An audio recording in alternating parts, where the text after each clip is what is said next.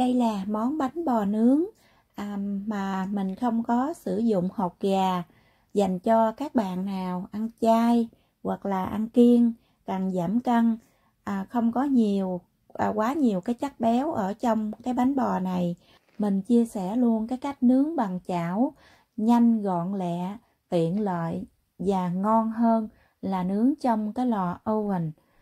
Nếu các bạn nào muốn làm thành công cái món bánh bò nướng chay này thì các bạn xem cho kỹ cái công đoạn mà mình pha bột nha. Nước dừa tươi các bạn mua hiệu nào cũng được, mua trong lon cũng được, mà trong cái hộp giấy này cũng được luôn. Mua cái nào mà nó không có những cái cơm dừa ở trong đó đó. 250 ml nước dừa tươi mình cho vào trong lò vi sóng 30 giây. Mình cho 1 muỗng cà phê men nở đó, men nở nhanh, cho vào trong cái nước dừa này. Nước dừa này hơi ấm ấm một chút thôi đó, mình lắc cho cái men nó tan ra nè. Cái công thức của bánh bò nướng này cũng giống như là cái công thức của bánh bò hấp. Bột gạo mình dùng cái bột gạo lọc để làm cho cái bánh nó trong, nó dai hơn là cái bột gạo thường. 150g bột gạo lọc cho vào trong cái tô này để một lát nữa mình ủ luôn. Bột năng hiệu nào cũng được hết.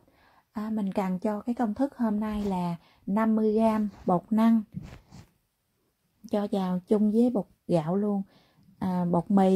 Bột mì để mình cho vào trong cái bánh bò nướng này, cho cái bánh nó mềm, nó mềm mại, nó không có cứng. 50g bột mì. Rồi mình trộn tất cả những cái bột này với nhau, xong rồi mình cho cái men và nước dừa tươi vào. Khi cho các bạn cho từ từ để mình nhồi cái bột đó cho nó mềm như vậy, để mình nhồi cái bột để cho cái bột nó xốp. Nhồi khoảng chừng 10 phút đó, 5-10 phút gì đó, thì cho cái bột nó thiệt là mịn xốp. Khi mình làm cái bánh nó ra nó xốp á. Rồi còn tất cả mình nhồi xong rồi, còn tất cả cái men và nước dừa tươi nè, mình cho vào hết luôn đó, thì cái bột nó sẽ loãng ra như thế này. Mình bóp cho cái bột này nó mềm, nó mịn ra, nó không có còn lục cục nữa. Đậy lại và ủ trong vòng 1 tiếng đồng hồ trong nhà bếp, cái nơi nào mà ấm nhất nha. Trong lúc ủ bột mình đi nấu nước cốt dừa và đường. 250 ml nước cốt dừa, 1 cup đường đầy, khoảng chừng 100 đến 120g đường. Nếu các bạn nào mà thích ngọt hơn nữa thì làm 150g nha.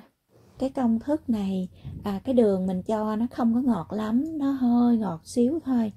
Mình cho 1/3 muỗng cà phê muối.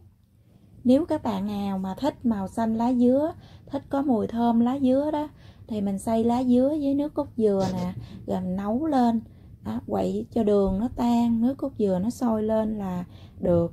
Rồi mình tắt lửa để cho nguội.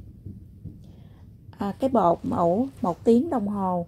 Bây giờ cái nước cốt dừa nó nguội rồi, nó còn hơi ấm ấm một chút xíu thôi. Đừng có cho nó nóng quá, nó sẽ chết con men á.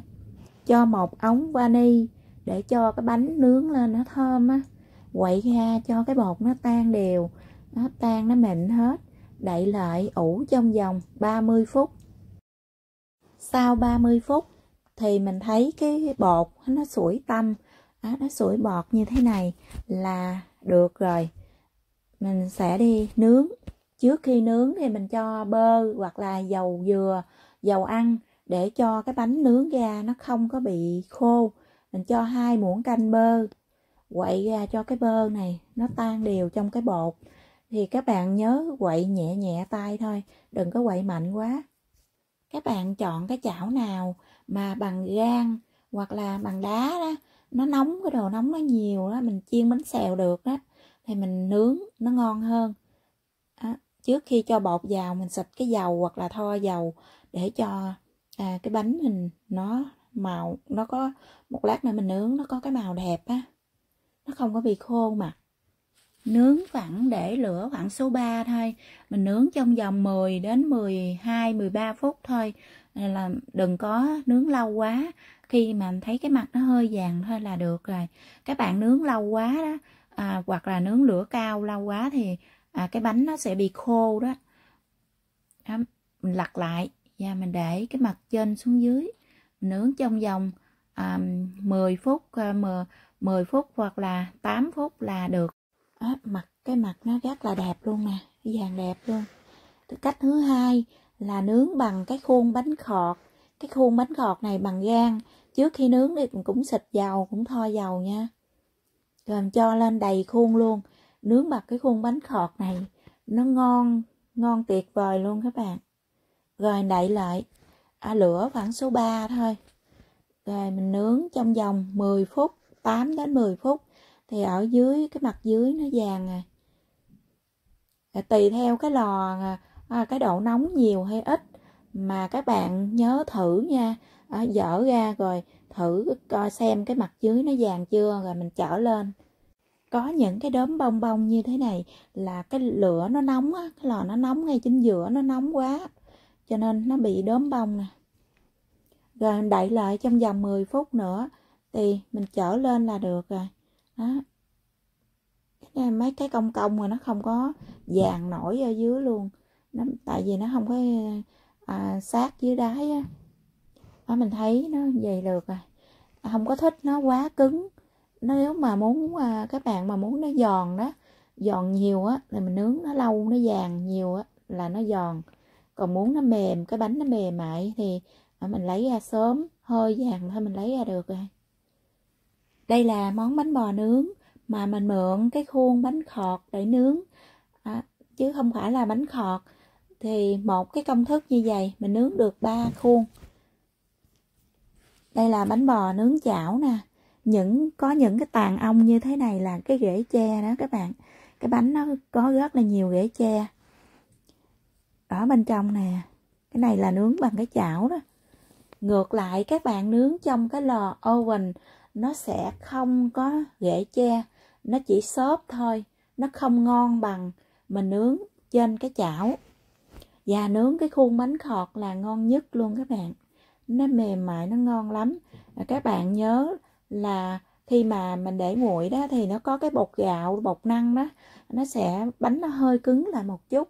Thì các bạn ăn, trước khi ăn đây các bạn hâm lại trong lò vi sóng để cho cái bánh nó mềm mại lại, rất là ngon luôn. Mình để nó nguội thì nó hơi cứng lại một chút thôi. Tại vì cái bánh bò này mình đã cho cái bột mì rồi thì mình hâm nóng lại á, nó cũng mềm mại lại, rất là ngon. Cảm ơn các bạn đã theo dõi video này. Chúc các bạn thành công với món bánh bò nướng chay. Xin chào và hẹn gặp lại.